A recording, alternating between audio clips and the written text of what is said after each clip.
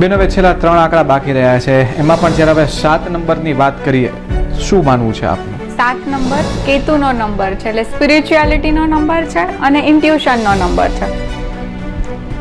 આગળ આપણે જેમ વાત કરી હતી એમ કે 7 નંબરવાળા પર્સન પાસે દિલ જ હોય છે, હંમેશા દિલથી વિચારે. જો એકવાર આવે તો કાંઈ પ્રોબ્લેમ નથી, પણ 2 વારથી વધારે વાર આવે તો એ ઓવર ટ્રસ્ટ કરી શકે, એટલે કે એને જીવનમાં દગો મળી શકે. પછી એ પૈસાનો દગો હોય કે સંબંધોમાં હોય, પણ કોઈને કોઈ રીતે એને દગા મળવાના ચાન્સીસ ખૂબ વધી જાય અને એના કારણે એની તબિયત પણ બગડે, એટલે હેલ્થ ઇશ્યુ આવી શકે, દગો મળી શકે, અને આ જ કારણ બને એનું સ્પિરિચ્યુઅલ જર્ની સ્ટાર્ટ કરવા માટેનું.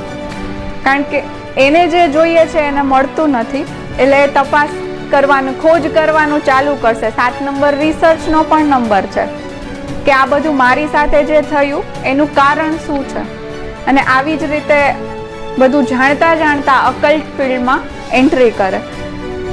એવું કહેવામાં આવે છે કે 7 નંબર જેની પાસે હોય એ કોઈને કાંઈ પ્રિડિક્શન આપે અથવા તો કાંઈ કહે કે આ તમે રેમેડી કરો તો તમારું કાર્ય થઈ જશે, તો એ જનરલી પડતી હોય છે.